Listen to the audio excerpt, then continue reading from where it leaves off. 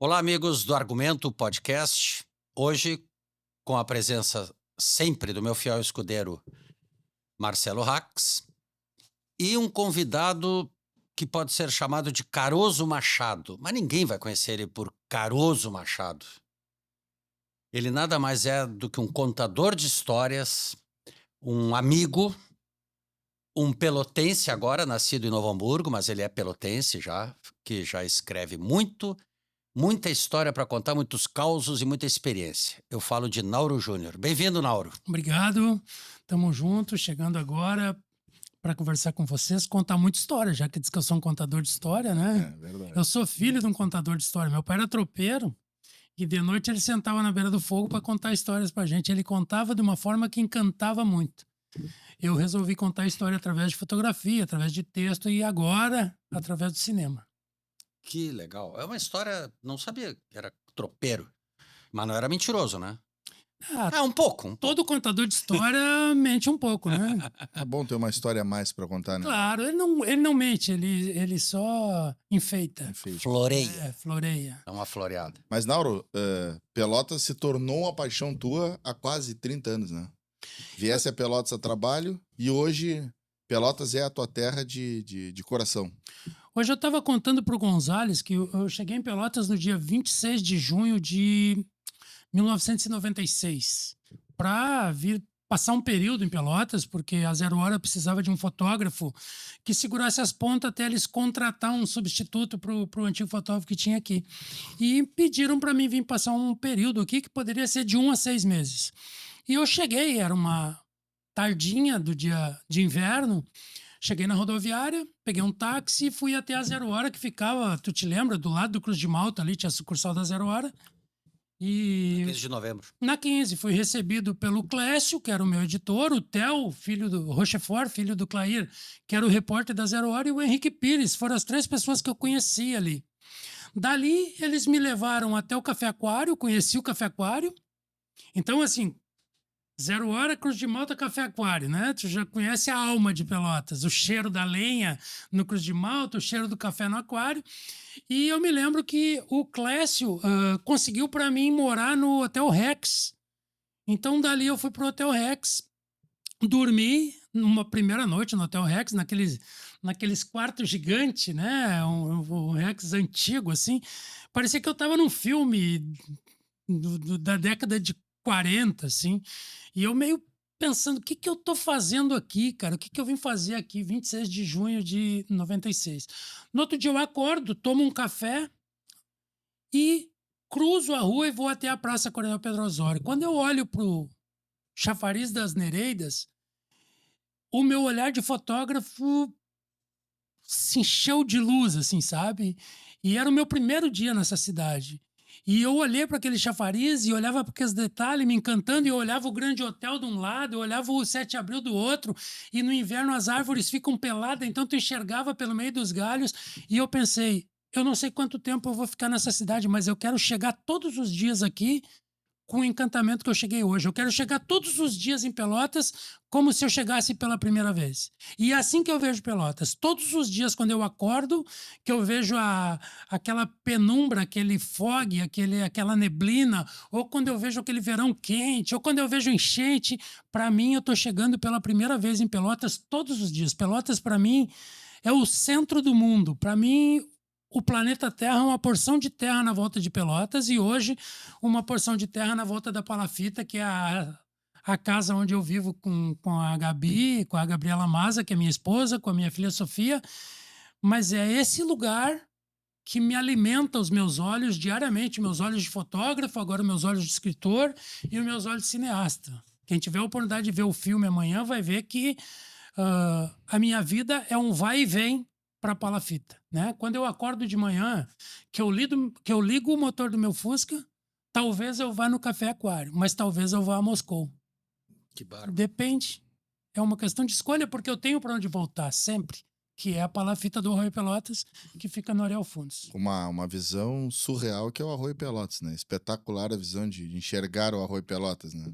E tu sabe que tem um filósofo que é o Epicuro, ele dizia que jamais entramos no mesmo rio 2 vezes. Então, todos os dias eu olho para o Arroio Pelotas e todos os dias ele é outro arroio. Ele não é mais o mesmo e eu também não sou mais o mesmo que estou olhando para o arroio. Sabe? Essa transformação cotidiana que a gente tem faz com que todos os dias a gente tenha que se apaixonar pela vida, a gente tem que se apaixonar pela pessoa que vive com a gente tem que se apaixonar pelos amigos e a gente tem que se apaixonar pelo lugar onde a gente vive. E eu cheguei em Pelotas, em 96, numa crise terrível, assim. Né? As pessoas diziam, o que tu quer lá? Os caras estavam derrubando as casas históricas. E eu disse, cara, eu tô aqui para lutar com a arma que eu tenho, que é a fotografia. Eu me lembro quando a gente conseguiu evitar que derrubasse a casa de Simões Lopes, que depois virou o Instituto João Simões Lopes Neto. Eu me lembro quando a gente conseguiu fazer uma matéria denunciando que o derrubar aquele prédio onde está hoje o restaurante Xangai, os caras estavam derrubando, a gente conseguiu manter a fachada. Me lembro até hoje da manchete do jornal, picaretas derrubam o patrimônio histórico. E era uma analogia às picaretas, porque tinha um cara com uma picareta quebrando a parede. Fotógrafo. E aí aquilo deu uma polêmica absurda, assim, porque os construtores enlouqueciam. Eles queriam abrir o centro para construir prédio, que era uma coisa que estava na contramão da história. As grandes cidades históricas construíam um centro novo. Entende? E mantinha o Centro Velho. Pelotas queria crescer dentro do Centro Velho, quando isso é... E a gente estava ali lutando por isso, com a fotografia, com o jornalismo, sabe? E foi incrível participar dessa luta, né? Trazer o fotojornalismo na essência para Pelotas, isso era maravilhoso, cara. Agora, Nauro, a fotografia é uma arte linda, né? Porque ela eterniza um momento. E eu não entendo nada de fotografia, mas eu adoro fotografia. Acho uma coisa como cinema também. Eu sou um apaixonado por cinema. Mas a fotografia ela consegue dar num frame, dependendo da pessoa que vê, dependendo do espírito que essa pessoa está, do momento que ela está, ela interpreta de uma forma ou de outra forma. E que bacana que tu chegasse num momento em Pelotas realmente conturbado, que não mudou muito de lá para cá, tu sabe muito bem, eu tô muito tempo fora, estou retornando com esse projeto do Argumento, e eu vejo assim, a Pelotas primeiro ancorada muito no passado, né? Porque aqui era bom, aqui foi legal, aqui tinha, né? E ok, o que passou, né, na vida. Tu que um cara que viajou muito, eu também viajei demais. A gente aprende que as coisas passam, realmente passam, mas tu tem que ter uma referência. E a tua referência é a tua casa lá na beira do arroio, como o Marcelo deve ter a sua referência, como eu tenho a minha referência. O importante é nós nunca perder essa referência de vida que nos alimenta, que nos dá estímulo, né, para o dia a dia. E as tuas reportagens, que eu me lembro de ter visto muito en passant, me lembro que tu viajou de navio com a Marinha, uma época aqui, né? Uma fragata. Muitas vezes, exatamente. E depois, carros antigos, que é uma coisa que tu gosta, que hoje eu aprecio bastante. Também acho legal pra caramba, até relembramos hoje antes aqui, quando a gente se encontrou de tarde, do Laureano Bittencourt, com o seu Gurgelzinho, me lembro, tu contou uma passagem muito boa. E eu te pergunto o seguinte, tu estás em Brasília agora. Eu estou executando um trabalho em Brasília durante um período, mas sempre com... Diz que o cavalo, quando morre, ele vira a cabeça para o lugar onde ele nasceu, né? Eu estou sempre com a cabeça virada para Pelotas. O ano passado, a gente fez um projeto em Brasília, eu e a Gabi. Quando eu falo a Gabi, é a Gabriela Maza, que é casada comigo, mas é minha editora, é minha produtora, ela que cuida, ela é dona da Satolep Press, enfim. Então, só para compreenderem, assim, além de ser o amor da minha vida, ela também trabalha comigo e coordena todos os projetos. Só um parênteses. Em breve no Argumento, viu? Não, tomara. Se tu permitir. Porque tem muito. Não, eu não tenho que permitir. Nós vivemos num mundo onde as mulheres fazem o que quer. Não é o homem que vai permitir ou proibir mulher de fazer alguma coisa. De jeito nenhum. E a gente trabalha junto e a realização dos nossos sonhos, elas acontecem porque a gente sonha junto e corre atrás desses sonhos juntos. Qual era a pergunta mesmo? Não, a referência, tu tá lá, mas Sim, Brasília. tu trabalha deve ter uma proximidade muito grande com o Henrique Pires, nosso amigo em comum. Trabalhamos junto, querido Henrique, talentoso. Trabalhar ao lado do Henrique é um prazer diário, porque o Henrique, além de ser uma pessoa de uma capacidade intelectual além da conta, é um Sem cara ser pedante. totalmente contrário, de uma humildade absurda. O Henrique, quando eu chego de manhã, o Henrique já leu todos os jornais do Brasil. É irritante isso, entende? Porque ele já leu a Folha de São Paulo, o Estado, o Globo, o Correio Brasiliense, ele leu a Zero Hora, ele leu a Hora do Sul. Aí o Henrique disse assim, tu viu tal artigo, não sei o que. Eu digo, cara, como é que eu vou ler um artigo num caderno do Estadão?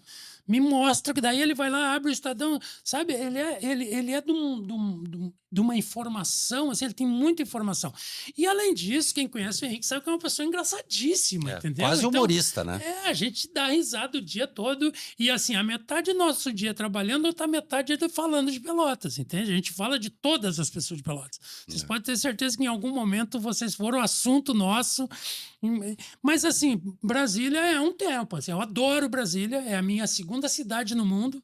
Se eu não pudesse morar em Pelotas, eu moraria em Brasília, eu sou apaixonado.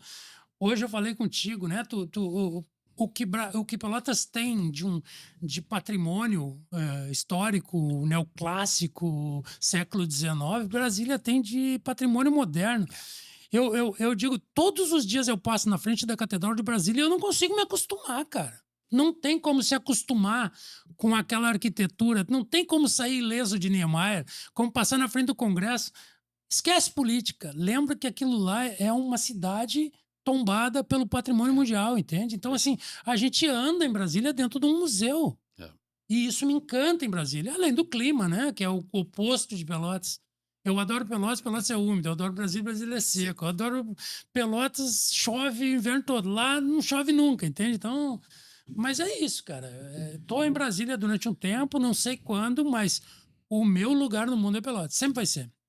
Já que falamos da tua chegada a Pelotas, tem um fato interessante que até o Luiz Mário citou com o Laureano. Tem uma história bem interessante a tua chegada em Pelotas, um passeio com o Laureano. O Laureano é um doido, sempre foi. O Laureano é meu amigo desde o primeiro dia que eu cheguei em Pelotas e o mais engraçado é que eu vim para Pelotas para substituir ele na Zero Hora. Né? Ele era o fator da Zero Hora, ele sai da Zero Hora, eu venho substituir ele e ele me procura e a gente vira amigo. Eu estava aqui morando no Rex, fazia 15 dias que eu estava aqui. Peguei uma gripe daquelas que a gente pega no inverno de Pelotas, que tu fica com febre, mal, eu sozinho, achando que eu ia morrer, não tinha um parente para ligar. O Laureano para o Gurgel conversível dele na frente do Rex, diz, vamos dar uma volta na praia. Eu digo, não, Laureano, não tenho condições, tinha botado no termômetro, eu tava com 39 de febre. Não, vamos embora. Bota uma roupa quente. Vamos pro Laranjal. Vamos pro Laranjal. Era um sábado de tarde.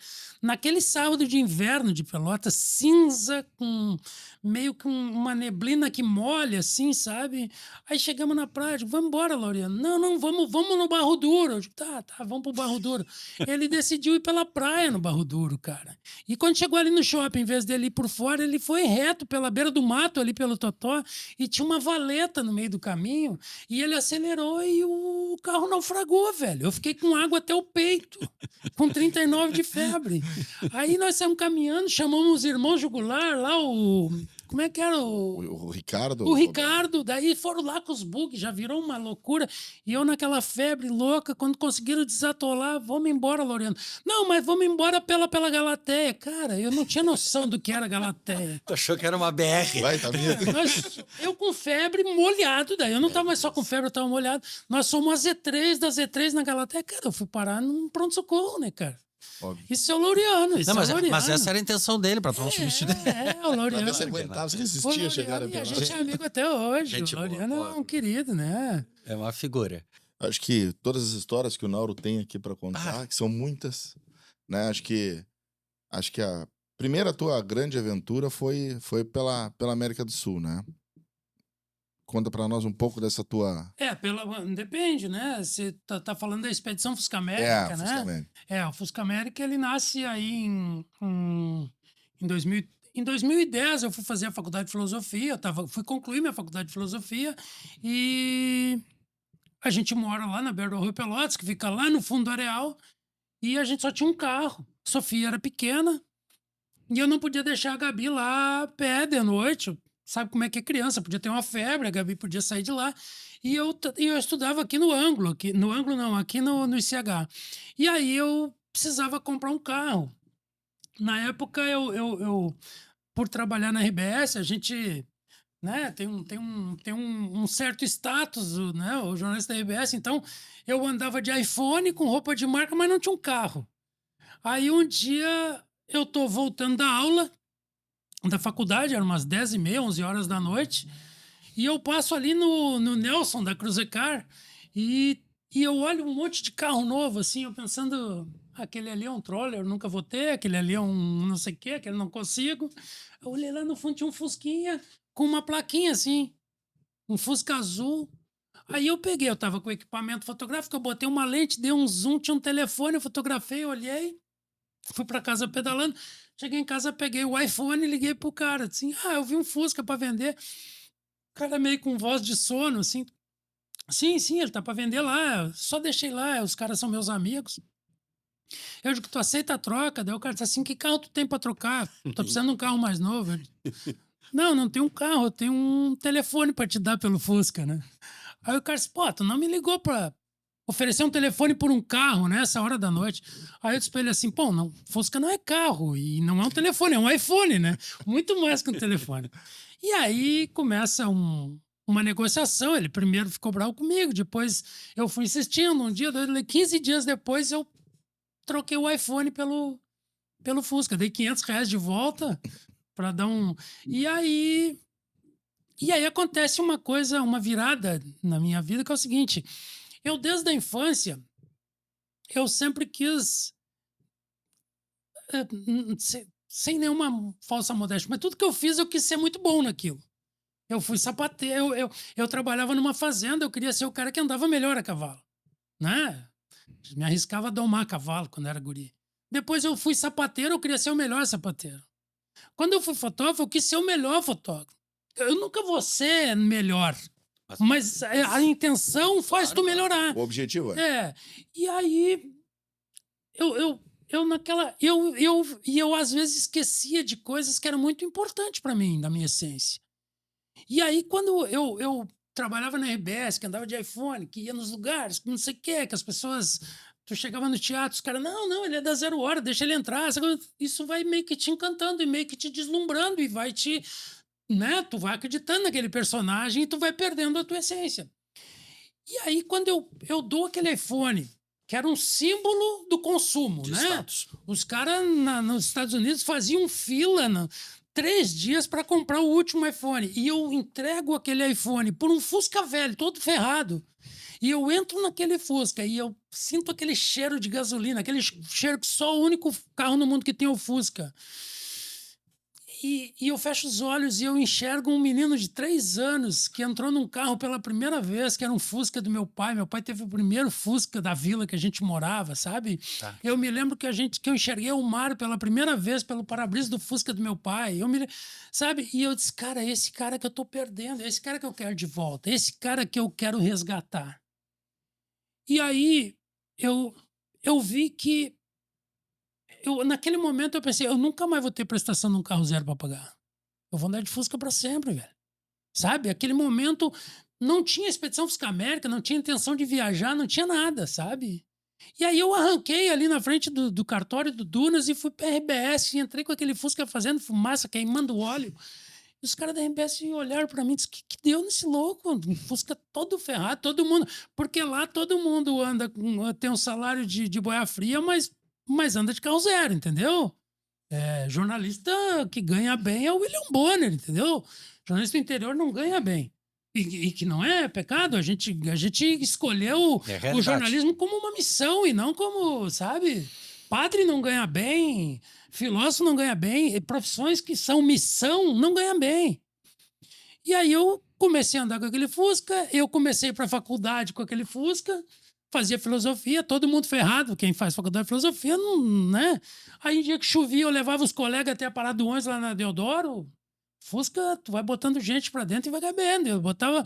E aí o pessoal começou a dizer, cara, quando tu te formar, por que tu não faz uma viagem de formatura, meus colegas? E aí eu comecei aquilo, não, vou me formar com 40 anos de idade. E aí comecei a pensar, e um dia a gente decidiu fazer uma viagem que era meio insana, uma viagem curta, mas insana. Cruzar a maior praia do mundo, que é o trecho que vai dos moles da Praia do Cassino até as moles da Barra da Praia de Chuí. Só que todo mundo dizia que lá só passava 4x4. Eu digo, não, vou de Fusca. E foi muito louco, velho. Eu levei 4 dias para fazer uma viagem de 250 quilômetros. Foi... Mas realizado. Cara, foi a Isso coisa é. mais incrível na minha vida. O nome do meu livro, A Vida Cabe em um Fusca, nasce nessa viagem. Quando uma madrugada eu tô dormindo no meio de uma floresta de pinos com uma fogueira queimando ali, a gente fez uma janta, dando risada, feliz, plenamente feliz, que é uma coisa que... Isso tu e que quem? eu e o Patrick, que é o meu primeiro copiloto. Porque assim, a felicidade plena ela acontece poucas vezes na vida, né? E aquele dia era a felicidade plena. E aí eu dormi dentro do Fusca. Eu tirei o banco, deitei, botei umas cobertas, um colchão e deitei dentro do Fusca. Quando eu deitei, que eu apaguei a luz, eu enxerguei a Via Láctea pela janela do Fusca. Que assim. visual. E eu disse, cara, a vida cabe dentro de um Fusca, sabe? E se não couber... Junto com aquele menino de 2 anos, que viu a praia pela Exatamente, quem estava ali era o Nauro da vida inteira, entendeu? E aí eu disse, cara, daí a gente no outro dia seguiu viagem, foi no Farol do Albardão, fomos na Lagoa Mangueira, fomos no Hermenegildo, fomos indo, e a gente chegou na beira da praia, na beira dos moles da Barra do Chuí. E aí eu subi nos moles e olhei pro outro lado, o Uruguai estava ali. E eu disse, cara, o mundo tá aqui, o mundo tá no momento em que tu abre a porta da tua casa e tu sai pro lado de fora, tu saiu pro mundo. Não interessa se tu tá em Pelotas, se tu tá em Paris, se tu tá em Nova York. O mundo inteiro é o quintal da nossa casa. E aí eu me dei conta disso. Por que eu não vou fazer América? Só que daí eu ainda trabalhava na RBS, trabalhava na Zero Hora, tinha pouco tempo. Aí um dia eu disse pra Gabi, o nome do nosso projeto é Fusca América, e eu fui até o Chuí, né, cara? Eu preciso fazer a América, eu preciso cruzar a América. Só que tu ir do Chuí até Cartagena, na Colômbia, é caro e é longe. Aí a Gabi, que sempre esteve junto comigo nos meus sonhos, ela disse assim, tá, mas se tu fizer de leste a oeste é mais perto. Eu digo, Aí ela disse assim, então pega uma garrafa de água no Oceano Atlântico e mistura com o Pacífico. Tu vai misturar os 2 maiores oceanos do mundo. Eu digo, tá, mas qual o sentido? O sentido não tá no destino final. Claro. O sentido tá em o que tu vai encontrar no caminho. E aí, meu velho, eu fiz uma viagem de 3.000 quilômetros, deu mais de 6.000 e de volta. E, meu, é impressionante o poder que tu tem quando tu te entrega ao mundo de uma forma simples. Eu acho que cada um vai pro mundo como quer. Se tu quer ir com uma mochila nas costas, tu vai. Quer ir de bicicleta, tu vai. Se quiser ir com um motorhome de R$1 milhão, tu vai, de veleiro. Mas o Fusca, ele é um nivelador social. Ele vai abrindo porta. E a gente que é jornalista e contador de história, as pessoas te recebem na casa delas. Elas parece que elas querem saber, porque tu mexe com a zona de conforto delas, entende? Com a coragem. Porque a pessoa, todo mundo tem algum sonho. Que não vai andar de Fusca, não anda. Não pensem que Fusca é sinônimo de felicidade, que tu vai te ferrar. Fusca é felicidade pra mim. É só perrengue. Porque quando eu tô no perrengue, eu dou uma risada e tô feliz e digo, eu vou sair disso. Mas, se tu não é apaixonado por aquilo, se tu não tem aquela essência, tu vai te arrepender de ter ido. Mas, cara, o que eu quero dizer para as pessoas é o seguinte, qual é o teu sonho? Porque todo dia tu acorda, sonha com alguma coisa durante a noite, e quando tu acorda, tem que perguntar, o sonho que eu tive vale a pena correr atrás dele? 99% das vezes não, né? Mas às vezes tem um sonho que vale a pena correr atrás. E aí, só tu pode realizar ele. Vai ter pessoas na volta que vão acreditar na tua loucura, vai ter, sabe? Se eu não tivesse a Gabi, a Sofia e um monte de amigos que acreditassem que eu ia chegar na Rússia de Fusca, eu não teria chegado. Tu me ajudou financeiramente, né, Marcelo? Não, e assim, ó, o que eu falo assim, quando eu falo tu, eu falo de uma representação de centenas de pessoas. Só no financiamento coletivo foram 350 pessoas que doaram desde alguns R$ 1.000 até... Tem um momento inesquecível na minha vida, que é o dia... Eu não sei, hoje nós estávamos no Café Aquário, não sei se foi pra ti que eu contei, porque eu falei com tanta gente hoje, mas eu me lembro até hoje que eu cheguei no Café Aquário num sábado de manhã e tinha uma senhorinha que vendia Mega Sena lá. Uma senhora morena. Ela sempre... E eu comprava a Mega Sena dela. E ela via eu na TV, dizendo que eu ia pra Rússia, no rádio, e pedi, né? E um dia eu cheguei e ela pegou a minha mão assim e botou R$ 5 na minha mão e fechou minha mão assim. Ela disse assim, eu quero estar contigo na Rússia. Daí eu abri assim, R$ 5, eu digo, não precisa. Ela disse, precisa, eu quero estar contigo na Rússia. Claro. Sabe? Ela vinha e tinha a realização de um sonho, talvez, dela. Quando eu tava num perrengue na Rússia, que eu achei que, cara, eu não tenho como sair daqui, eu pensava nela e dizia, eu não tenho o direito de desistir. Perfeito. Tu não pode desistir porque tu tem pessoas que estão sonhando junto comigo e eu que inventei essa loucura, eu que me viro pra sair dessa loucura. Entendeu? Na verdade, tu representava o sonho de muita gente. Né? Eu me lembro de tu contar essa história bem na época que ocorreu. Nós estávamos lá na minha loja tomando café e tu me contou essa história. E a Rússia? Conta um pouco dessa história, dessa tua aventura na Rússia, para esses mais de 350 que ajudaram. E quem não sabe muito da história, são poucos que não sabem, mas é muito importante essa aventura enorme que tu teve na Copa da Rússia. Eu 1 ano antes de ir para a Rússia, eu tinha dúvida se eu conseguiria ir. Então eu fiz uma viagem por 7 países da América do Sul, cruzando...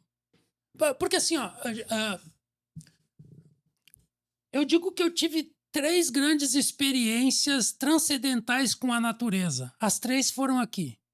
Foi o dia que eu pisei na Antártida pela primeira vez.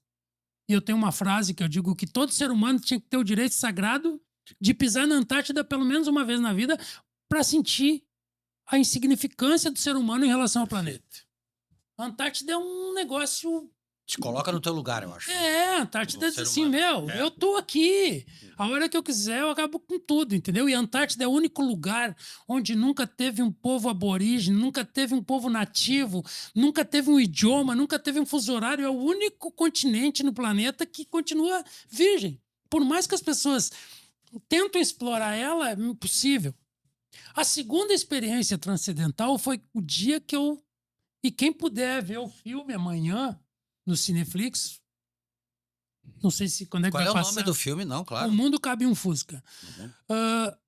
Quem ver o filme vai ver que é surreal o salário de Uni na Bolívia. Não vais ver. Esgotou os ingressos em 24 horas. Então, assim, quem vê vai sentir do que é...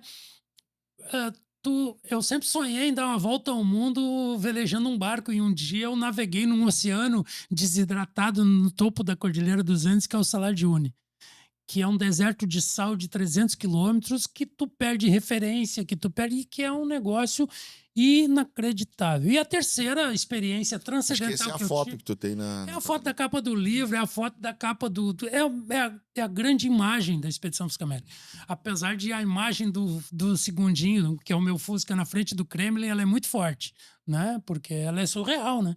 A terceira experiência que eu tive também foi na América, foi eu subi o topo da Cordilheira dos Andes, na estrada mais alta do mundo, que é um lugar que existe entre Cusco, no Peru, e a selva amazônica. Tem um lugar que é Abra Pirhuayoni, mais ou menos isso, é um nome indígena.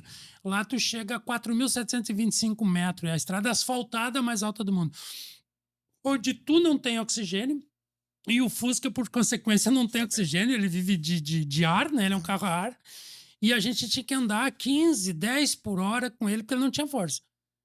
E aí tu desce daquele lugar que não tem ar e entra na selva amazônica, onde está todo o oxigênio do mundo, sabe? É o pulmão do planeta. E aí é uma experiência também que... E eu tô te falando de natureza, eu tenho experiências humanas muito diferentes. Quando tu vive tudo isso e tu decide ir para a Rússia, num primeiro momento, as pessoas não acreditam, né? Que eu vou para a Rússia de Fusca. Cara, A minha filha acreditava em mim, porque ela tinha 10 anos e criança, acho que o papai pode qualquer coisa. O Caio, que era o meu copiloto, acreditava em mim, porque era um guri de 19 anos, inconsequente. E a Gabi não duvidava muito, porque me conhecia e ao mesmo tempo sabia que tinha que me ajudar aí, porque senão eu ia, né? Não tinha como contrariar. Não é que não tinha como contrariar ela, ia dar briga, enfim, ela disse, não, eu vou ajudar. E aí, com essas 3 pessoas, eu começo esse sonho. Mas quando eu dizia para as pessoas na rua, vou para a Rússia de Fusca, as pessoas, tipo, não contraria porque ele pode ficar Que esse agressivo, louco, entendeu? é. Não, né? E aí eu começo a insistir com aquilo, e eu, obstinado, né, com hiperfoco, começo, não, eu vou para a Rússia, eu vou para a Rússia, eu vou para a Rússia, eu vou para a Rússia, eu vou para a Rússia, e as pessoas começam, bom, nós vamos ter que ajudar ele, senão ele vai se ferrar. Então os amigos começam a entrar na história. Mas a gente acredita realmente que a gente vai chegar na Rússia, eu acho que uns 8, 10 meses antes, quando eu já estava meio que... Eu continuava dizendo que ia para a Rússia, mas nem eu acreditava mais. Porque eu não sabia como mandar o Fusca. E um dia um amigo, um grande amigo querido, o Marcos Fonseca, que é da Sagres, chega lá em casa, ele diz para Gabi, tô indo almoçar com vocês no domingo, e ele chega lá em casa meio que mais um desses que se preocupa com a nossa loucura e diz, tô vendo que vocês vão ir mesmo, então eu vou ajudar. E aí, um cara que eu considero genial, junto com a Gabi, eles fazem um projeto e a coisa acontece. E aí, poderia contar toda a história, mas eu acho que não vem ao caso. E aí ele diz, eu não sei como tu vai chegar na Rússia, Nauro, mas o teu Fusca vai estar lá no início de junho para te andar lá na Copa do Mundo. E aí eu Opa. me apavorei, entendeu? Porque eu digo, cara, e agora o Fusca vai, tem que ir. Aí a gente começa em casa a fazer um planejamento de financiamento coletivo, venda de livro, brechó, vendendo as coisas da nossa casa, vendendo... Eu me lembro o dia que a Gabi botou, que eu vi assim, cara, essa mulher é muito... Quando ela botou o All-Star dela para vender num brechó, pra gente juntar dinheiro para ir para a Rússia, eu botei as cadeiras do escritório, os brinquedos da Sofia... E é o que eu digo, o que tu tá a fim de abrir mão para realizar teu sonho, né? Agora eu estava em Brasília semana passada no encontro de carro e um cara, esse aqui foi para a Rússia, porque nos encontros de carro os caras ficam loucos, não acredito que eu fui para a Rússia, e aí tem que estar provando. Aí o cara disse assim para mim, não, eu nunca vou conseguir isso porque eu não sou rico. Eu digo, não, tu não é rico não, não é prioridade para ti. Tu tem que saber o que são tuas prioridades. A tua prioridade é pegar teu Fusca e vir nos encontros de carro, tá legal. Só que tu não pensa que para um cara realizar um sonho dele, ele tem que ser rico. Não, ele tem que acreditar no sonho dele. Exatamente. E acreditar no sonho dele é abrir mão de um monte de coisa. Entendeu? Talvez fosse mais fácil eu ir sei lá, pro Nordeste, ficar num resort... Ou ir para... Como é que é lá onde tem a neve, na Argentina? Bariloche? Para Bariloche. Não, cara, a gente tem outros sonhos. A gente é... E quando nos chamam de louco é porque eles acham que tu correr atrás do teu sonho foge daquela vida padrão que tu quer levar no dia a dia. Eu acho que é outra coisa. Não, eu acho que te chamam de louco e eu... me coloco talvez nessa turma, na época, se fosse o caso, eu dizia, mano, o Nauro tá louco. Não tá louco, ele tá realizando o que eu gostaria de fazer. Mas um daí... grande empresário, coisa... Não pode, tá amarrado aqui, não sei o que, falta um pouco de coragem, falta um pouco de determinação, e tu teve tudo isso, Nauro. E a bagagem que tu carrega, né, de toda a tua experiência das viagens, dos momentos que tu teve, sem falar, como tu falou, do lado humano da coisa, as pessoas diferentes que tu deve ter conhecido, a comida diferente, lugares diferentes, eu acho que o Mastercard nunca irá pagar. Entendeu? Eu tenho um amigo pelo mundo todo, assim, né? Isso não tem. Isso é incrível. Tem um valor assim. incrível. Uma vez tu me contou que tu teve um problema no Fusca, né? Muito. E tu foi acolhido pelo pessoal que é apaixonado pelo Fusca, né? Isso acontece. Isso acontece em. Marcelo, isso acontece em todos os lugares que a gente vai. Né? Tipo. Era inacreditável na Rússia. A gente chegava numa cidade... nós estamos na Rússia, velho. No outro lado do mundo, num país onde a maioria das pessoas falam mal porque não conhece. É um país maravilhoso. E eles tinham grupos de Fusca em cada cidade que se comunicavam entre eles. Então, quando a gente saía de um lugar, a gente se espalhou. despedia e o pessoal avisava a cidade que a gente ia chegar e as pessoas nos esperavam com carreata de Fusca na cidade. Já estava esperando. E tem lugares que não tinha Fusca, eles esperavam com New Beetle, sabe? Os derivados de E, Fusca. e as pessoas, sabe, elas queriam nos conhecer. Tem no documentário, na entrevista com o Ravil, que é o meu melhor amigo na Rússia, que é uma pessoa que nos acolheu na casa dele durante 8 dias. Eu não falo uma palavra em russo. O Ravil não fala uma palavra em português. E chegou num ponto que ele contava uma piada e eu ria. Porque a gente estava tão sintonizado, morando na casa, o Ravil nos cuidando. O Ravil é mecânico de Fusca e ele sentiu que o Segundinho estava com problema na caixa. Ele pegou o carro dele e viajou até a Finlândia para comprar uma peça para arrumar o Segundinho. É bárbaro. Sabe o que é isso? Ele disse que eu não sairia da casa dele com o Fusca com problema. É fantástico. Isso não existe, cara. Não tem. Sabe, teve um dia... Eu tenho uma cena... A gente construiu lá em casa, eu e a Gabi, uma casa de hóspede para receber viajantes que estão pelo mundo. Porque a gente sabe o quanto é duro viajar. Quando vê, a gente não tem mais roupa limpa. A gente não tomou banho há 3, 4 dias.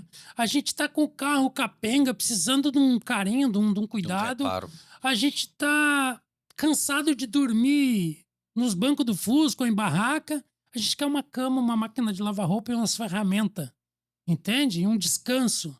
E a gente construiu uma casa lá em casa, uma casinha bem pequenininha, 2 peças, para acolher essas pessoas, para agradecer.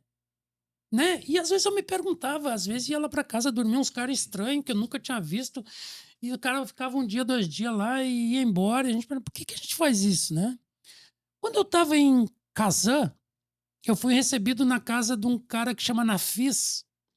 A esposa dele é albina, ele é advogado. A esposa dele era campeã mundial de karatê e geóloga. E eles tinham 3 filhinhos pequenos.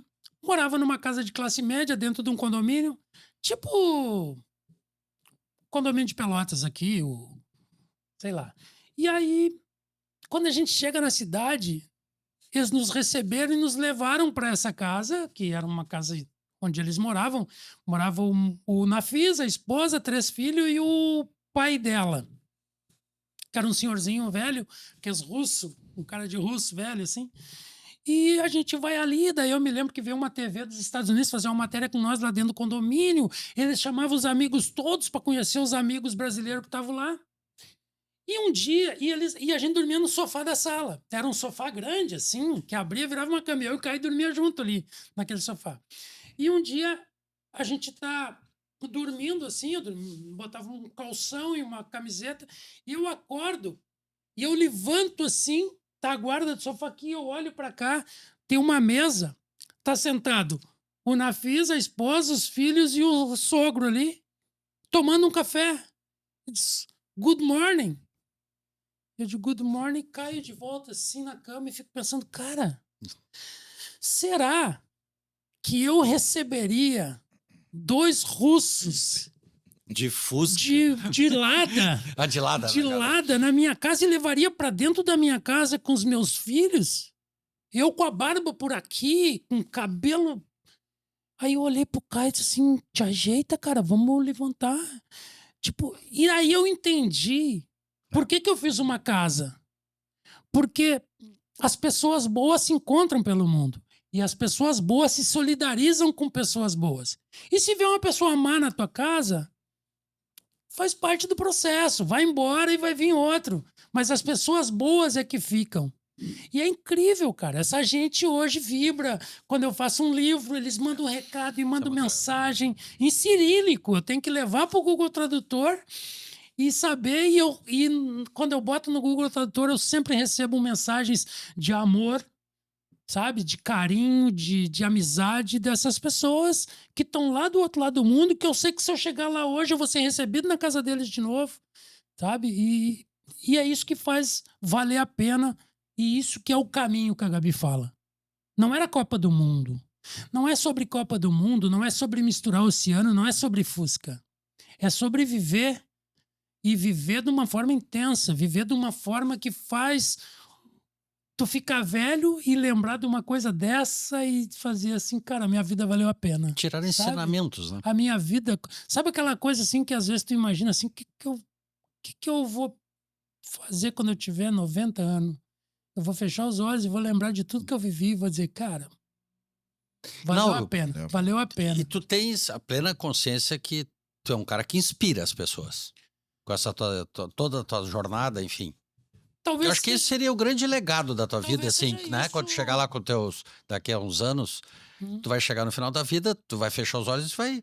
Acho que no principal que tu vai ver é isso. Acho que, cara, eu tô inspirando pessoas pelo mundo. Inspirando a receber as pessoas, encorajando essas pessoas a tomarem... Não é só pegar um carro e sair para viajar, não é isso aí. Acho que é muito mais profundo que isso. É aquela que tu falou um pouquinho atrás aqui, sair da zona de conforto. Ou dentro do teu relacionamento, ou dentro do teu emprego, dentro da tua profissão. E isso que eu acho que é o grande legado, assim, pelo menos que eu conheço da tua vida, que eu consigo fazer uma leitura rapidamente assim, é isso. Acho que tu é altamente inspirador. Como a gente pensa assim, pô, mas tá bom, mas não tá tão bom. Ah, não era isso, não sei o quê. E o principal que a gente tem que chegar no final da vida é ver o que eu fiz de bom, que legado que eu deixo da vida. Eu acho que é inspiração, sinceramente. Para quantos milhares de pessoas mudarem, saírem um pouco da sua zona de conforto. Eu talvez seja um objetivo oculto que eu tenho, assim, eu acho né? que é, não é? Mas eu tenho certeza que num mundo de consumo como esse, porque assim, quando eu cheguei em Pelotas, eu quis um barco, porque eu me encantei com essa loucura que é Pelotas tomada de água. Eu vinha de uma cidade que tinha um rio lá no meio, que ninguém dava bola pro rio, eles só pegavam água para abastecer a cidade. E Pelotas tinha essa loucura, pescador, veleiro, a lagoa, o São Gonçalo, Arroio Pelotas, eu me encantei. E aí eu batalhei para fazer um barco para mim e acabei morando nesse barco durante um período e foi uma experiência incrível morar nesse barco. Eu acabei me conhecendo melhor por morar num barco, né? A solidão faz tu ter que te aturar, e te aturar é uma coisa muito difícil, tu tem que aprender a conviver contigo, né? E Que não é tem o volta. Amir Klink fala muito disso, Não tem né? volta. Se tem uma pessoa que tu vai ter que conviver até a tua morte, é tu. Então a melhor coisa que tem que fazer é te dar bem contigo, mas é muito difícil. Por isso que as pessoas gostam de festa, gostam de movimento, gostam de um monte de gente na volta, porque daí tu convive com os outros, não precisa conviver contigo. E eu, por ser uma pessoa... Eu sou um ariano bastante vaidoso, então eu precisava de pessoas para me reafirmar. E o barco fez eu conviver comigo. E conviver comigo no começo foi muito difícil. Eu fui me acostumando comigo. Autoconhecimento, Eu fui um acostumando processo... a conversar comigo. Eu fui acostumando a ver os meus defeitos, porque a gente não gosta de ver defeito na gente. E aí eu pensava em dar uma volta ao mundo num veleiro. Porque o Amir Klink é minha referência principal, assim, né? O Amir Klink é minha inspiração como viajante. Só que o Amir Klink, ele não inspirava todo mundo, porque tu viaja num barco de $1,5 milhão, entendeu? Como é que tu vai inspirar o cara que mora lá na vila viajando num veleiro de $1,5 milhão? E eu vim da vila, eu sou da vila, eu sou vileiro. Eu queria inspirar os meus, né? E aí aparece esse Fusca na minha vida que eu troco por um iPhone que me abre muitas janelas na minha alma e na minha mente e faz eu sair pelo mundo. E é muito difícil. É muito difícil. Porque tu quebra muitos paradigmas do mundo de consumo, né? Como é que tu... Pô, por que tu não compra uma caminhonete? Cara, porque se eu comprar uma caminhonete, eu vou ficar pagando a prestação da caminhonete e não vou ter dinheiro para viajar. Eu ando no Fusca e com o dinheiro da prestação eu viajo. Entende? Né? Durmo na barraca e assim tu... E aí, daqui a um pouco, tu tá mexendo com a zona de conforto, não do... Né? Tu tá mexendo com a zona de conforto do cara que mora no bairro e diz assim, cara, se esse louco foi, eu posso ir. Não vou pra Rússia. Porque ir pra Rússia é um símbolo para mexer com ele. Mas se ele for ao Hermenegildo, já é legal, cara. Já é legal, né? E eu acho que é esse o legado que eu quero deixar, é essa coisa assim. Principalmente com as minhas filhas, com a Dani e com a Sofia, né? Mostrando que eu tenho uma companheira que sonha comigo, nem sempre vai, e esse é o grande ensinamento que a Gabi dá, né? Nem sempre vai, mas sempre tá junto. Sempre presente. Sempre. Perfeito. Eu nunca tive um perrengue na estrada sem falar com ela, velho. E às vezes, quando eu tô muito cansado, desesperado, quando eu vejo, a Gabi manda uma mensagem: ó, vocês estão chegando, porque eu mando o localizador em tempo real. Ela tá viajando, tá sabendo onde a gente tá. Tu tá chegando numa cidadezinha tal e tem uma pousadinha assim, eu já reservei pra vocês. Cara, e daí tu chega ali, tu toma um banho, tu dorme uma noite bem dormida. Ela tá ali junto, cara, sabe? Isso é parceria. E andar de Fusca é como viver, velho. Quando tu acorda de manhã, tu não sabe se tu vai chegar no fim do dia, se tu vai quebrar uma perna, se tu vai almoçar. Não, tu não sabe. A vida, ela é uma surpresa constante. E andar de Fusca é isso. Quando tu sai de Fusca, tu não sabe se tu vai chegar. Não sabe nem se vai sair, né, às vezes. Não, sair sempre sai. Não, às vezes demora, mas sai. É. O Nauro se transformou em pelotense. Mas a Gabi também faz parte disso. Uma pelotense que a família inteira é uma família muito querida em Pelotas, muito conhecida em Pelotas, a família toda da Gabi. Começando pelo pai dela, o Carlinhos Maza, que era uma pessoa queridíssima, lenda. né? Uma lenda no turf pelotense, né? Em tudo, né? Isso deve ter te ajudado também a se apaixonar por essa terra. Como é que foi conhecer a Gabi e essa família? Te ajudaram muito a te tornar um pelotense? Eu acho que assim, ó, o Carlinhos fazer uma brincadeira que eu me disse que a mulher busca um cara parecido com o pai dela, né? Eu acho que o Carlinhos era tão maluco quanto eu, então eu acho que tem uma história que eu vou cometer aqui. Quando a Gabi me conheceu e foi conversar com o Carlinhos, ele disse assim: tu sabe que ele é doido, né? E ela disse: sei, né? Tu sabe que um dia ele vai chegar e vai dizer que vai sair para viajar e vai ficar um mês fora. Ela disse: eu sei. Ah, tu sabe? Tipo assim, parece que ele tava descrevendo ele, mas era eu. Aí ela disse: sei, pai. Ela disse: então pode ficar com ele e eu te apoio. Tipo, foi mais ou menos essa conversa, não me lembro direito. Mas assim, talvez eu me apaixonar e casar com a Gabi tenha sido a conclusão para mim virar pelotense. Tenha sido, sabe, eu já estava nesse processo e conhecer a Gabi fez eu... Amarrou o pacote. Era isso, assim, que faltava. Eu casei com uma pelotense, tenho uma filha pelotense, e isso fez...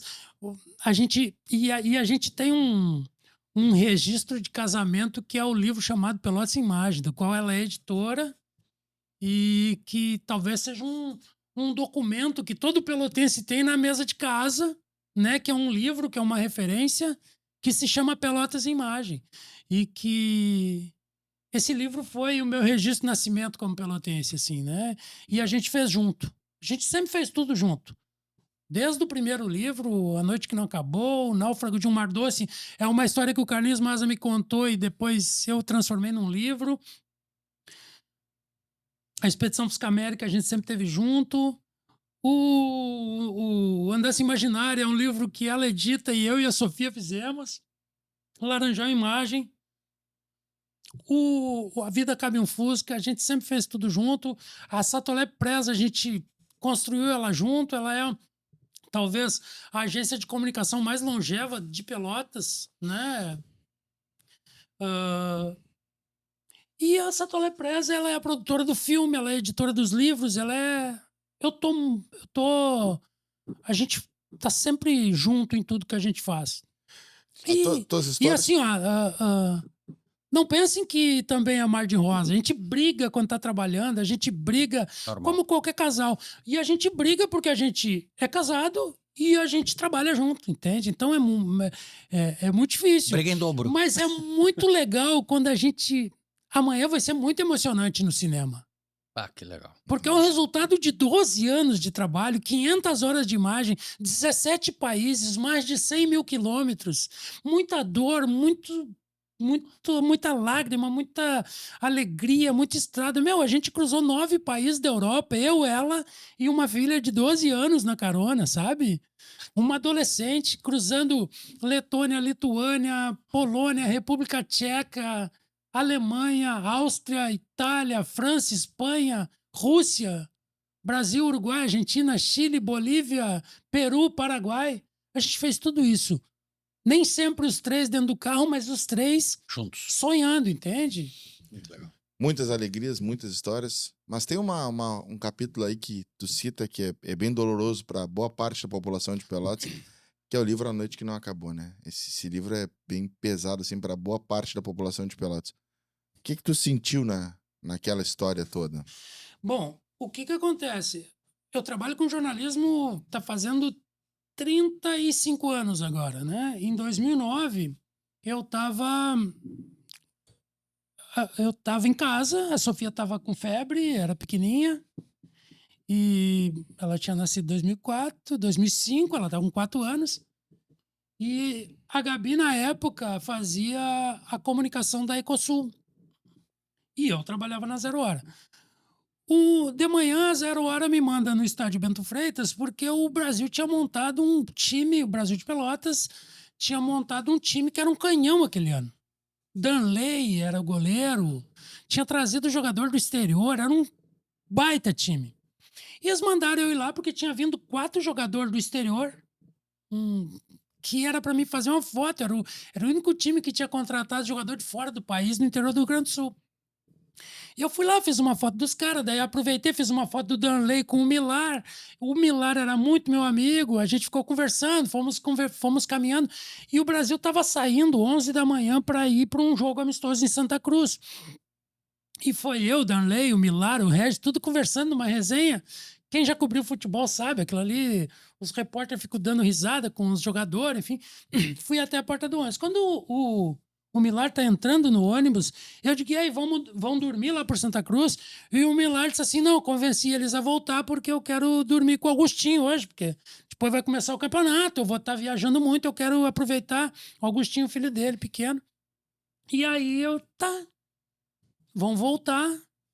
Aí, enfim, toquei meu dia, mandei as fotos para Porto Alegre, tô trabalhando, enfim. Vem o fim da tarde, vão para casa, a Sofia com febre, eu tô cuidando da Sofia. Daqui um pouco toco o telefone da Gabi.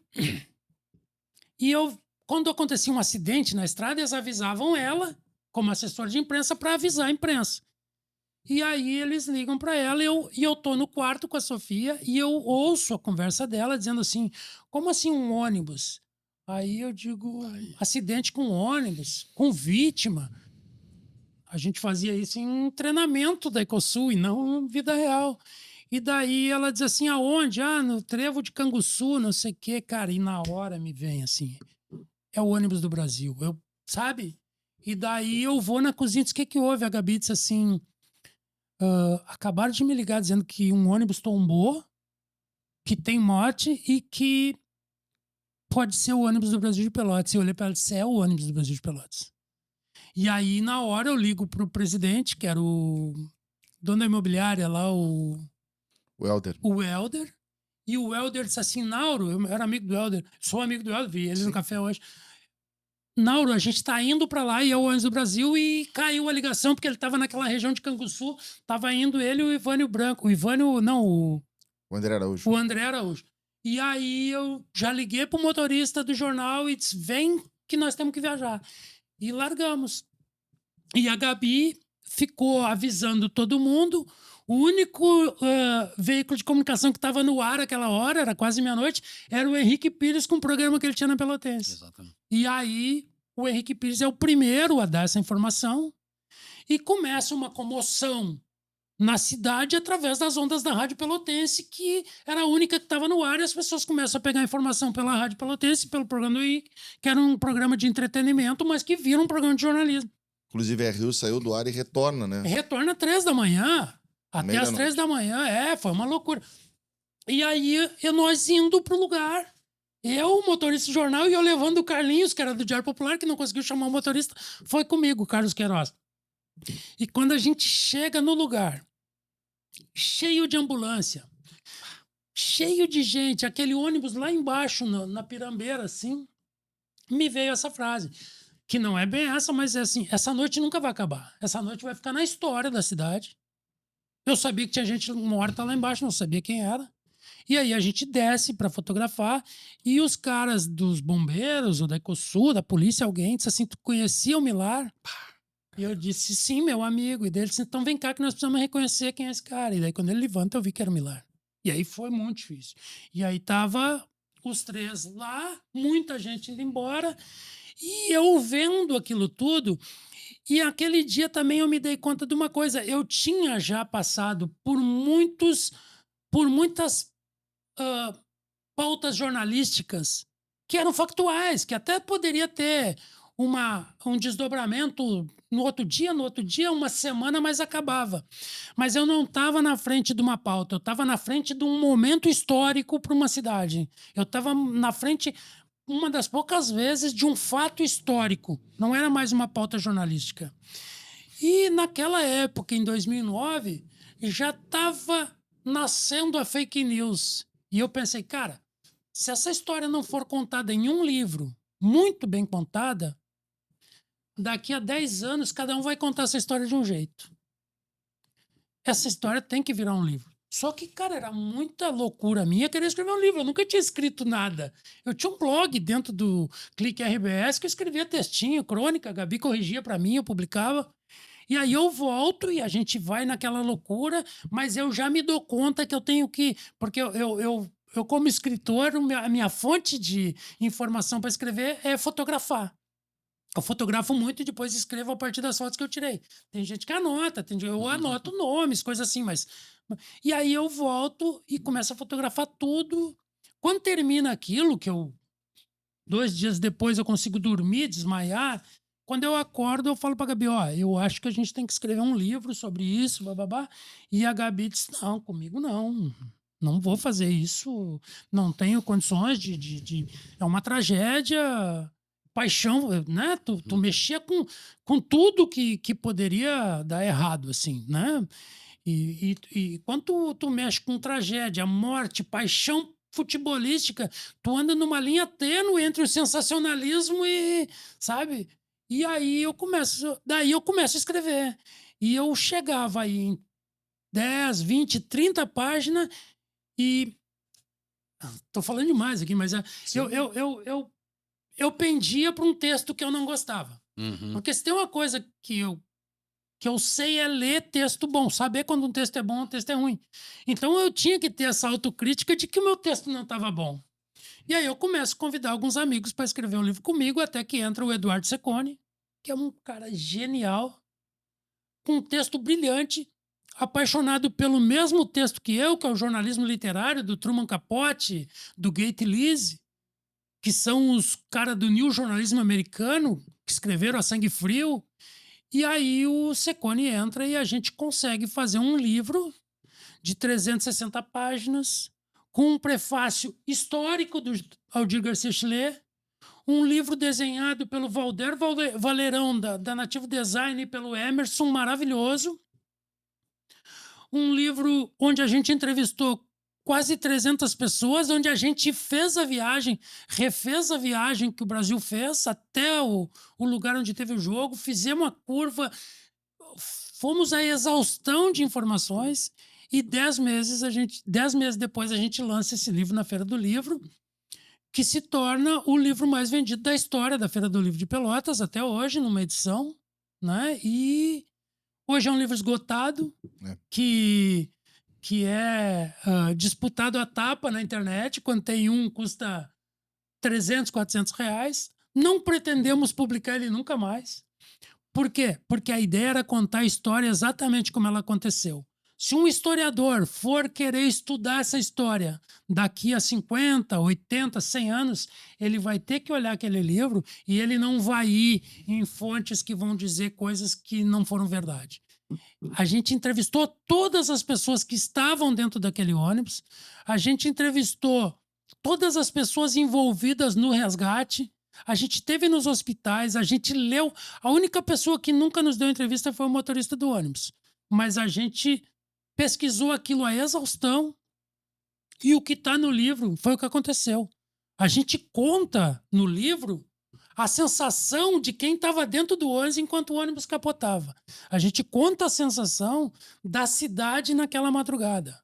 A gente conta a sensação de todo mundo que viveu aquele momento, que é da hora que eu converso com o Milar Até. e com o Danley, com todo mundo naquela manhã, até o dia que o Brasil joga o último jogo e cai para a segunda divisão, um jogo contra o Novo Hamburgo no Bento Freitas. Esse é o período do livro. E ali tá tudo contado. Então, assim, era um compromisso jornalístico que talvez tenha sido uma das coisas mais importantes que eu tenha feito nesses documento, 35 anos de jornalismo. Depois escrevi O Náufrago de um Mar Doce, que daí era para ser um livro-reportagem e acaba virando um livro baseado numa história real, mas com traços de ficção e com biografia. Depois eu resgato o fotógrafo fazendo A Noite que Não... Pelotas Imagem, depois o Laranjal Imagem. Brinco de ser poeta escrevendo o Andanças Imaginárias, que tem as ilustrações da Sofia. E, por fim, eu escrevo A Vida Cabe em um Fusca. Sofia, que já é uma poetisa, né? No aquário lá tem uma poesia da Sofia. A poesia é minha, o desenho é dela. Ah, achei que era da dela, Sofia. É o desenho dela. Ela hoje está fazendo jornalismo na Federal, né? E não sei porquê. Nauro, de todos esses filhos que tu teve, que são teus livros, tem algum preferido? Tem. A Sofia e a Dani. Não, dos filhos impressos que eu tô falando. Não tem. Não tem. Não tem. São Eu todos. sofri para fazer todos. Talvez o Pelotas Imagem tenha sido, assim, né, pelo que ele representa para mim e para a cidade que eu escolhi viver. Né? Assim, o Pelotas Imagem é uma crônica visual. Ele é texto através de imagem e ele faz uma coisa que é... eu acho que tu só é de algum lugar quando tu te sente pertencente àquele lugar. E quando aquele lugar sente que tu pertence a ele. Te acolhe, né? Quando, né, hoje, quando eu falo tu é de Novo Hamburgo, hoje eu não sou de Novo Hamburgo. Deus estava com o GPS desregulado no dia, entende? Mas como ele é Deus, ele arrumou as coisas e me mandou pra cá, sabe? Eu sou de Pelotas. Eu nasci lá. Mas eu quando eu vou a Novo Hamburgo, eu até gosto, porque tem ruas que eu andei na infância, mexe um pouco comigo, mas eu não me sinto pertencente. E eu me sinto pertencente a Pelotas. E a partir do Pelotas Imagem, Pelotas passou a me considerar pertencendo a essa cidade, né? Sem dúvida. Vocês viram Sem hoje, dúvida. onde eu tô no Café Não, Aquário é uma várzea, não é? É uma loucura total. E o que tu tem para dizer pro pelotense que nasceu aqui, não nasceu em Novo Hamburgo, que tá tão desacreditado de Pelotas? Eu não tenho a dizer nada, porque o pelotense é assim, mas manda ele sair da cidade uns 3 dias, que ele já vai estar dizendo que tudo que é lugar é uma merda, que Pelotas é o melhor lugar do mundo. Eu tenho um amigo que morava em Barcelona, tava jogando Real Madrid e Barcelona no Campo Nou, e o cara tava com um radinho tentando pegar Brasil de Pelotas e União Frederiquense. É um doente mental, entendeu? O pelotense é igual o muçulmano, entendeu? Ele todos os dias vira a cabeça para Pelotas e reza com saudade. Mas se ele tá aqui, ele tá falando mal. E sou eu que vou dizer pro pelotense não fazer isso? Não, mas já disse Porque é uma referência do pelotense achar que Pelotas é uma merda. Só que ele sai daqui. Eles estão morando na beira da praia em Florianópolis e estão achando Florianópolis uma merda. O bom é o Laranjal, entendeu? Como é que tu vai discutir com esse cara, velho? Sabe? Só que ele tá aqui, ele tá achando tudo ruim. Tudo. E foi assim sempre, cara. Talvez não tenha sido assim no século XIX. Entendeu? Bom, graças a Deus eu não faço parte. Eu sou um pelotense apaixonado, né? E moro e vivo em Pelotas por opção. Tive várias oportunidades de morar fora. Empreendi aqui porque eu queria estar na minha terra. Amo essa terra. E aqui estou. Eu vou parafrasear o Tom Jobim, né? Eu tô morando em Brasília agora. Cara, Pelotas é uma merda, mas é bom. E Brasília é bom, mas é uma merda, entendeu? Então, não adianta, cara. Não adianta, sabe? O Ariel Fundes é o lugar do mundo. E todos os dias, quando eu vou embora, eu acho aquelas ruas buracadas, a Estrada da Costa é uma droga, a gente sente raiva, mas e aí? Que saudade daquele lugar. Porra! Eu tava lá em Brasília. Ontem, quando a Gabi me pegou no aeroporto, eu tava louco pra balançar naquela buraqueira do Ariel Fundes, entendeu? Nauro, eu não sou diretor de marketing, mas se eu fosse, o diretor de marketing da Apple, eu ia fazer uma propaganda do iPhone. Com o iPhone você conhece o mundo, você vivencia o mundo. Depois de escutar a tua história, que tudo começou lá com uma fotografiazinha, ampliasse, pegasse o telefone e ligasse pro O cara do iPhone não te Fusca. leva, mas ele dá um jeito de te levar. Não, se eu sou o cara do marketing, eu iria usar esse mote. Entendeu? Você não precisa fotografar o mundo inteiro com o teu iPhone, tu não precisa fazer, acessar a internet e ter tudo ao teu pé. Não, você pode trocar o teu iPhone por o teu sonho. E esse foi o que tu fizesse. Não, foi por uma necessidade inicialmente, mas tu transformou ele num sonho que tu correste atrás, realizou, e hoje, Nauro, eu vejo que tu é um cara que, graças a isso, tu é o Nauro. Tu é conhecido, né? Muito mais conhecido, não só pela tua capacidade de aglutinar as pessoas, como hoje no Aquário a gente presenciou, que eu, de antemão, em nome do Marcelo, agradeço a toda a equipe pela tua presença, que tu veio, assim, assodadamente, deixou lá a Sofia na universidade, veio aqui, tomando chimarrão, enfim. O único que mais ou menos se preparou fui eu, que fiz a barba, que o resto veio tudo de sopetão. Mas as coisas boas são assim. Eu acho que muito combinado, muito preparado, não tem o efeito do encantamento. Concorda comigo? E a vida nos surpreendendo com o seu fluir contínuo, né? É o dever. Exatamente. É isso que é o legal. Cara, e é muito engraçado isso, assim, porque eu comecei essa loucura do Fusca, das viagens, da Expedição Fusca América, para me libertar de uma coisa que foi muito importante na minha vida, que foi trabalhar na RBS durante 20 anos.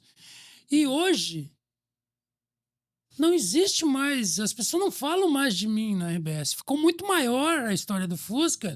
Ficou, e tanto que a gente falou de política, a gente falou do Nauro fotógrafo, não sei o quê, mas, cara, é louco assim, porque tem um cara em Brasília muito legal, que é o Cabelinho, o Old Man. Ele tem Fusca e tudo. Então ele é uma figura. Peraí, como é que é o nome do cara? Não, o apelido é o Old Man. Ele é um. Old Man, tá. E aí ele pega eu pelo braço, assim, e leva para as pessoas, tipo atração de circo, assim. Claro, mas sabia que ele foi para a Rússia? Conta um pouquinho para eles. É orgulho. Claro. Vou gravar. Não aguento mais. E assim, é muito incrível, assim, porque vira uma coisa maior do que tu, entendeu? Né? Às vezes enche o saco para tua família, porque tudo que é lugar, todo mundo quer falar disso, entende? Então, tem horas que tu quer só ficar quietinho, assim. Mas ninguém mandou inventar, né, cara? Ninguém mandou inventar. Não, para finalizar minha pergunta final, né? O tempo já estourado. O Nauro contou que, quando pequeno, viu o mar pelo para-brisa de um Fusca, né? O que o Nauro hoje falaria para aquele menino Nauro? Qual seria o recado para ele lá? Para aquele pequeno lá, que tá dentro do teu coração até hoje? Cara, eu teve uma repórter da Zero Hora que trabalhou com a gente aqui. Um dia ela disse assim para mim, pra Gabi, ela disse pra Gabi assim: o Nauro é incrível porque ele rasga a vida, né? E eu, como trabalho com imagem, eu me vi dentro de uma caixa de papelão, rasgando aquele papelão e tentando ver, e daí tem outra caixa de papelão, sabe? Foi uma figuração que eu fiz. E eu nunca pensei muito naquele guri lá. Eu fui pensar, talvez no dia que eu embarquei no Fusca, porque quando eu conheci a Gabi, quem tinha Fusca era a Gabi. Eu estava num momento da minha vida que eu queria o iPhone, que eu queria o status da RBS, eu queria... Fusca era coisa do passado. Eu tive que meio que tomar um choque, assim, sabe? A Gabi tinha o Fusca. Né? É muito louco, porque o meu livro A Vida Cabe um Fusca, ele não é sobre Fusca, mas todos os momentos importantes da minha vida tem um Fusca no meio. E o dia que eu descobri, aos 33 anos, que existia amor por uma mulher, porque eu sempre não acreditei muito. Uma vez uma cigana disse que eu ia morrer sozinho, que eu nunca ia amar, que não sei o quê. E eu não acreditava muito que eu pudesse me apaixonar. E o dia que eu vi aquela mulher que eu me apaixonei, que eu queria ficar velho do lado dela, que eu queria ficar para sempre, ela estava dentro de um Fusca. E foi incrível essa coisa do Fusca estar sempre se metendo na minha vida, sabe? E se eu olhasse para aquele guri, talvez eu dissesse pra ele, faz as mesmas coisas, cara. Faz as mesmas coisas que vai dar certo. Tu não tem...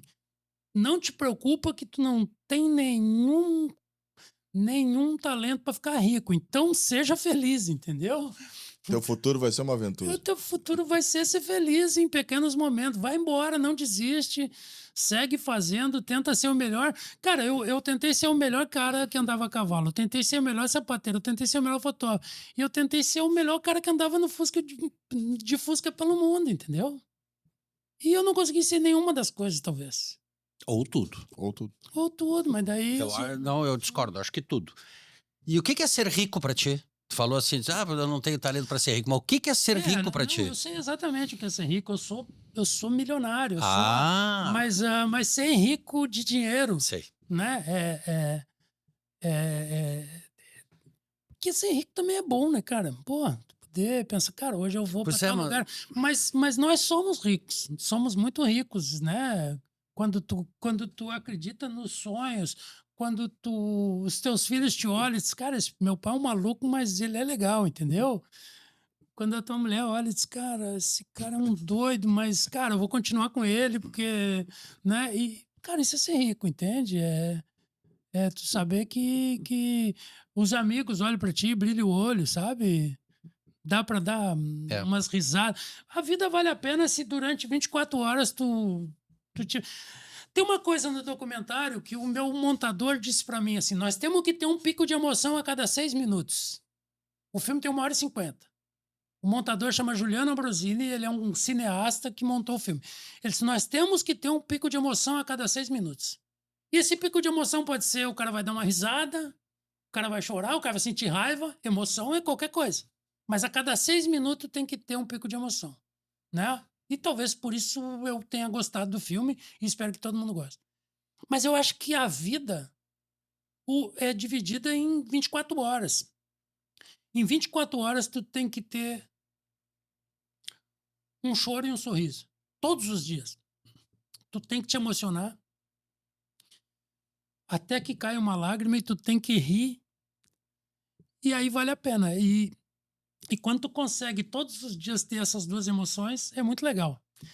Eu ouvi um filme uma vez que é com Morgan Freeman e com Jack Nicholson. É bárbaro. Que eles, eu não me lembro o nome, que eles fazem uma lista de 7 coisas que ele tem que fazer antes de morrer, os dois estão com câncer. Os dois estão Exatamente. E daí ele disse que uma das coisas que faz a vida valer a pena é quando tu consegue rir até chorar com um amigo. É verdade. E eu me lembro até hoje, cara, que a gente tava em Montevidéu e tava eu e o Caio. O Caio é um marimbondo que foi comigo para a Rússia, que misturou os oceanos. E tava eu, a Gabi, a Sofia numa mesa junto com o Caio. A gente tinha ido para Montevidéu. E a gente falou uma bobagem que era tão absurda que eu não me lembro até hoje o que é. Mas eu me lembro que eu e o Caio começamos a rir. E a Gabi e a Sofia olhavam para nós e ria da gente. E a gente olhava um pro outro e ria. E daqui a pouco a gente estava em lágrimas, rindo num restaurante em Montevidéu. E eu me lembro desse dia como um dia de plena felicidade na minha vida. Ri até chorar. Perfeito. Em algum momento na vida tu tem que rir, chorar de rir. Isso é incrível, assim. E tu só vai fazer isso com pessoas que tu ama e com amigos que vale a pena. E o Caio é um amigo que vale a pena. E... Oi, gente, tudo bom? Perfeito. E é isso, cara. Tu Não mudaria sei se- alguma coisa das tuas viagens? A última pergunta, assim, pra mim. Tô curioso. As primeiras viagens foram muito perrengue, né? Não, mas tu mudaria elas? Acho que não, né? Eu acho que elas me levaram aonde eu tô. Talvez hoje o Segundinho esteja como nunca esteve tão preparado para viajar. E talvez eu nunca viajei tão pouco como eu tô viajando hoje. Tem um... Quando a gente se prepara demais, tu acaba não indo. Ah. Entende? Tu precisa de um pouco de impulso. Mas a gente teve isso, né? Um pouco de Amir Klink, que era, não existe aventura, existe planejamento, existe um projeto, existe um preparo para tua viagem, para te saber que vai acontecer alguma coisa e tu tem que estar preparado. E existe um pouco de Da surpresa. Mujica, que é vive com o mínimo possível, que isso é o que faz a vida valer a pena. Entende? Porque tu vai morrer. Ele tá no filme. E essa frase tá no filme. Fantástico. Que tem Fusca no meio. Tem Fusca Dos no dois meio. lados. Desde o Mogi. Impressionante. E Tu tem uma imagem dele dirigindo meu Fusca, né? Você já viu? Ah, tem? Ah, Tem ele dirigindo, tá ele, a dona Lucia e a Sofia na carona, tá os três assim. E foi uma surpresa, porque se eu soubesse que ele ia pegar meu Fusca pra dirigir, eu tinha entrado pra dentro do Fusca. Mas ele simplesmente entrou e ligou o Fusca e só tava a Sofia dentro do Fusca. E aí a gente filmou, enfim, e eu dirigindo o Fusca dele. tem planejamento de alguma nova viagem? Tem, mas esse vai ser para próximo podcast. Mas tem? Tem. Não, vamos Sempre deixar a Sempre carta na tem. manga. Tem mais umas 5 Não, entrevistas. história nós temos aqui para uma semana cast, que eu digo. Entendeu? Mas o Nauro estaria na nossa prateleira dos empalháveis no futuro? O Nauro É. seria um troféu pro... Tu pode me chamar de... Seria viu? numa delas lá. Depois que eu fiz 50, tu pode me chamar de Mauro, de Lauro, de Não, Naldo, não, qualquer coisa. Não, eu respondo. Pode chamar. O cara que se chama Nauro não pode reclamar que alguém erre seu nome. Por que é Nauro? É teu pai, alguma coisa? Dizem que o errar é humano, né? Então, erraram duas vezes. se meu pai, se houve um erro, foi no meu pai, se era pra ser Mauro ou Lauro. Mas persistir no erro é burrice, então eu sou burrice, porque sou Nauro Júnior. Eu sou Nauro Júnior. Muito obrigado, Caroso. Cardoso? Ah, então tá errado o teu currículo aqui. Aqui tá Caroso. Não, mas é Cardoso. Nauro Caroso. Não, Cardoso. Agora que é Cardoso. Não, pô, o cara errou. Machado Júnior. Tá aqui. Então bota Mauro Caroso, pô, é. Tá aqui, ó. Bem grande. Não dá pra confiar no teu Não, currículo. errou, cara. Teu currículo diverso, eu acredito. Esse acadêmico aqui, tô fora. O meu Lattes. Querido Nauro, O cara na muito... Vila Lattes é cachorro, né, cara? eu te agradeço mais uma vez. Inspirador novamente. Quero Sem tudo que dúvida o nenhuma. argumento quer. Bons argumentos, boas experiências, bons Inspirador registros. para o pelotense que não acredita. Perfeito. Pra mim, um pouquinho de inveja que eu tenho. Olha que eu viajei o mundo, mas Não me eu inveja, me sinto... copia. Não, eu me sinto inveja, uma inveja boa, Nauro. O que eu acho esse desprendimento que tu teve de chutar o balde e ir mesmo em busca do teu sonho, da tua realização. Isso só traz inspiração para todo mundo. Eu tô falando por mim, assim, eu acho assim, às vezes eu me questiono muito, pô, mas eu tô meio que já no final da vida, recomeçar tudo de novo. Não é, cara, é inspirador.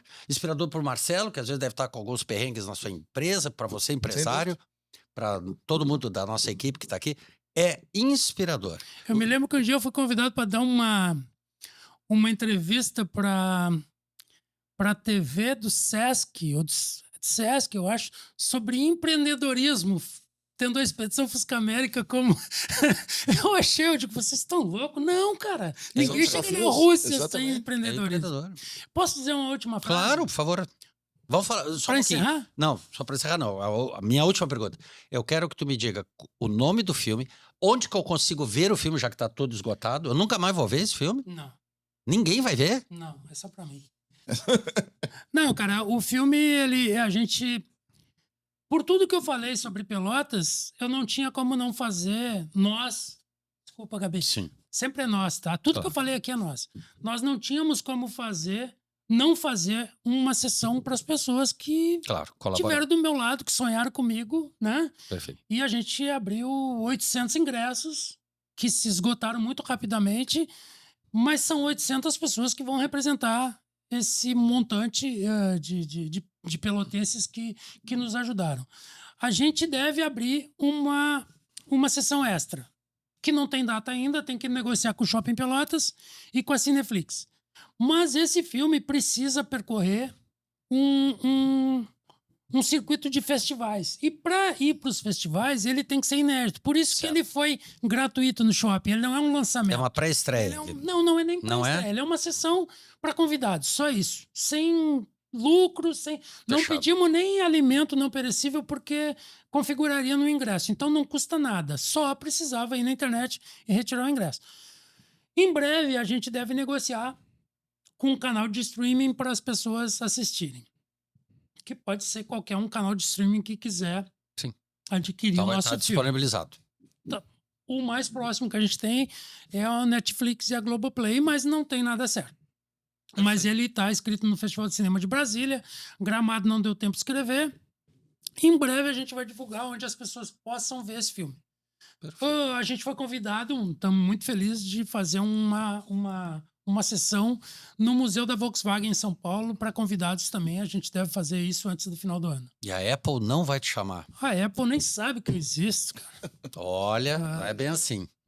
Nauro, eu te agradeço assim imensamente a você, a tua esposa, a tua filha, ao Laureano que te deu o batismo no barro. Na Lagoa dos Patos. Né? Na Lagoa dos Patos, no barro. Isso aí talvez tenha sido um divisor de águas Com na certeza. vida. Né? E O divisor de água entre o ódio que eu sinto por ele e o amor que eu senti. não, você não tem não. Não tem não. Eu sei que Laureano é gente fina, principalmente tu falou do Henrique também, que é uma Henrique Pires. pessoa que também virá ao argumento em breve. Tudo a gente tem que encaixar, mas isso a gente tem que catar eles, viu, Marcelo? Quando eles E vêm. forçar a vinda. Pessoas não tem que importantes convidar, não- tem que não chamar. são assim. Tu te lembra a minha frase quando eu cheguei, né? Pra ele. Eu não convidei ele. Ele disse, mas depende do convite. Intimou. Eu intimei, exatamente. Tá bom? Tu tem redes sociais? Tenho Expedição Fusca América no Instagram, no YouTube. E Nauro Pelotas. Nauro Pelotas. Nauro Pelotas é o meu pessoal. Também. Tem a Satolé Press, que é a agência. Tá. E é isso. A última frase para encerrar. Não acreditem em tudo que eu falo, porque pode ser mentira. Então, Pode ser. Mas tu também não acredita muito em mim, né? Então, ficamos em gente, empate. muito obrigado. Marcelo. Obrigado. Né, foi obrigado às pela pressas, mas presença. acho que foi legal. Não, foi ótimo. O bom é isso, cara. Tu contou 1/10, talvez, da tua história. Leiam um livro. Ele tá para vender na Vanguarda. A vida cabe em um Fusca. Comprem, leem, comentem e E fale pros amigos comprar também. e morram de inveja. Não me inveja. Um beijo pra você. Obrigado, Naldo.